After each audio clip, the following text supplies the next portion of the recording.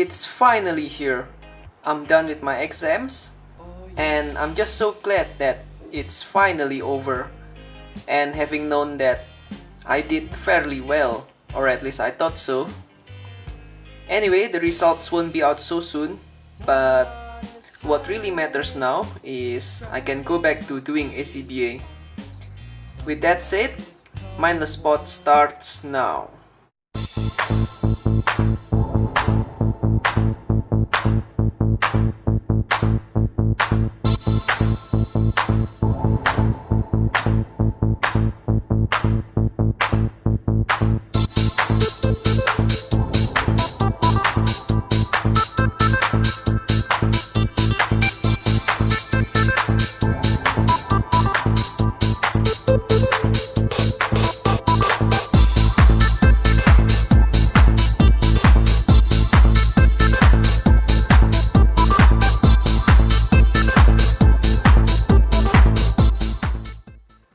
So I made a number of hauls during this past couple of months, and one of them is Scarecrow from DC Superheroes line at the back of this display.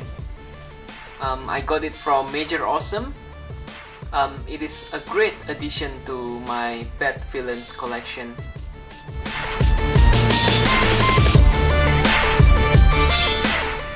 The funny story is, the guy thought I didn't like the figure when I met him. I mean, I love this figure, but I was, I guess, kind of stressed with exams at that point of time.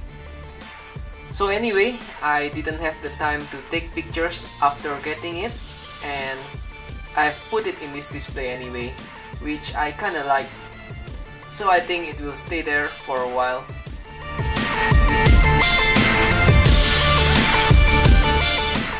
Also, a new addition to my collection is Two-Face, which is also from the DC Superheroes line.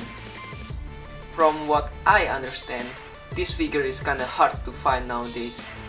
So when I saw it, I just jumped to get it. It was loose and complete, which is great because that way I can use it in a display. I normally buy my figures to make display anyway. Two other new figures in this display: the Joker/Policeman from the Batman Legacy line, and Black Mask from DC Direct. I bought this Joker just because I think it can serve well as a policeman figure. As for Black Mask, I don't normally buy DC Direct figures. I mean, they have great sculpts, but I just can't stand the limited articulation on their figures. However, at the moment we still do not have a DCUC Black Mask, so I thought I can use this guy as a substitute for the moment. I mean, it's a great addition to the Bat Villains collection, in the sense that now I have more characters in the collection. And it is always great when you have more characters in your collection. I'm going to branch out a little here. In case you haven't noticed, this display is based on the New 52 Batman issue number 1. I have been reading every issue of the New 52 Batman, and I have to say, they are doing a great job with it, with the art and with the storyline and all that. I love the new Robin as well.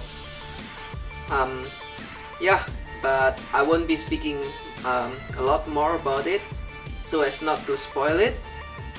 However, if you are not reading it yet, you are totally missing the fun.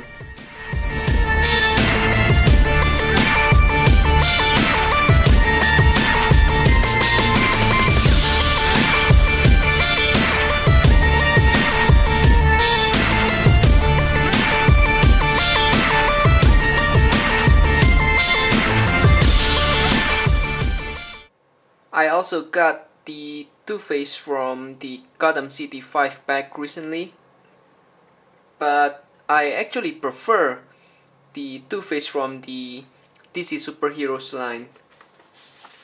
I mean, This guy is cool and all, with all the vibrant choice of colors. However, I feel the Two-Face from DC Superheroes is more representative of the modern Two-Face.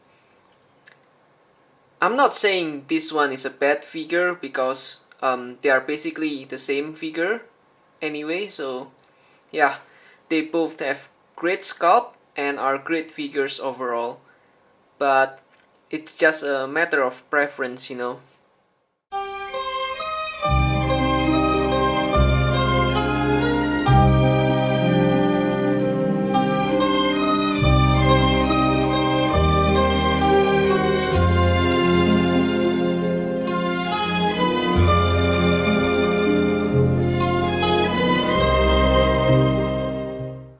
So here is that display you saw earlier. The King Hulk is actually also a new figure, and I've been looking for this figure for some time now. I'm glad that I got him now, and now that I got him, it is possible for me to replicate more scenes from the comic book. So another new figure here, and still from the Batman series. Here we have a custom DCUC Alfred made by Hunter Knight Custom. The base figure is the Joker from the 2-pack, and I always had this recipe in mind even before I bought this custom Alfred. I was actually thinking of commissioning a custom Alfred from another customizer when I saw this figure being listed in eBay. I personally think that this figure is much better than the DC Direct Alfred. I mean, I know obviously some people love DC Direct figures because of their sculpt, but I personally cannot do with the articulation which they offer. Anyway, now that I have an articulated Alfred, what I need is a custom Batcave display piece, and I hope I can get one in the near future.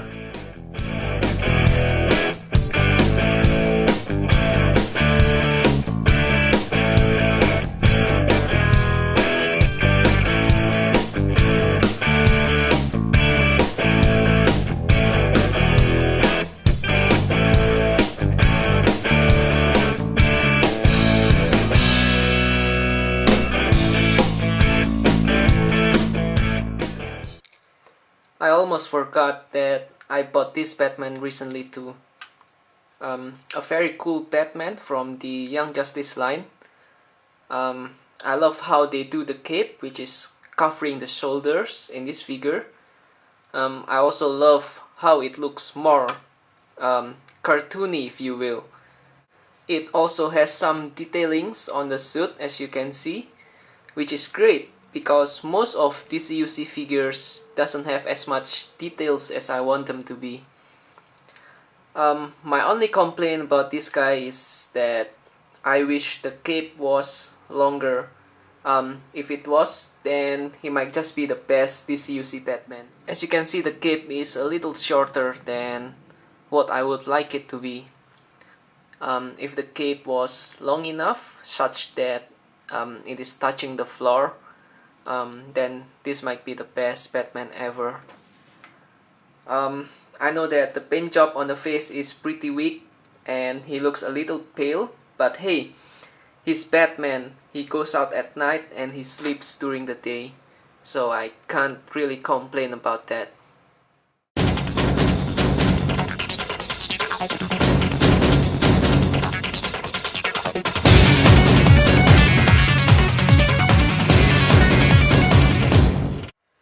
Alright, so here we have a custom Marvel Legends The Protector.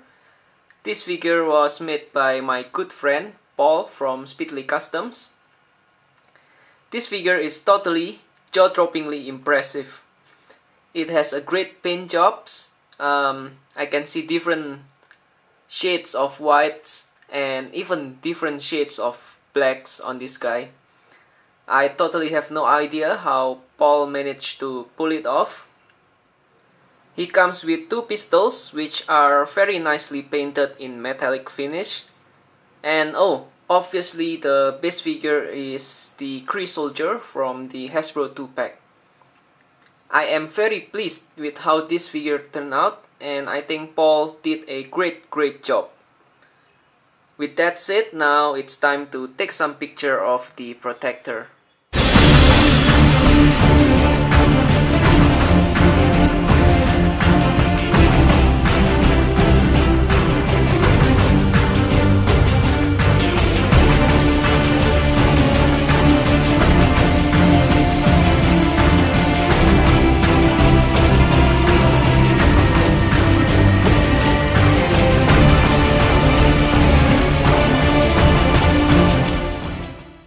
Now here is a very impressive figure from the Marvel Universe line.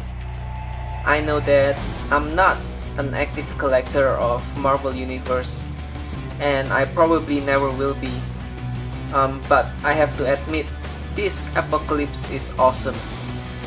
Anyway, I have planned a display in mind which requires this figure, and that is mainly why I got it. I'm hoping that they will release another Apocalypse which is more representative of the modern look in 6-inch or 7-inch scale. I think Marvel's like Apocalypse will be crazy cool.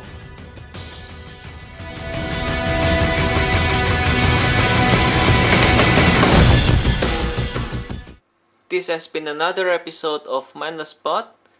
I hope you've had a great time watching this episode. Please comment, rate, and subscribe. And please check the links in the description bar. This is Mindless, signing off.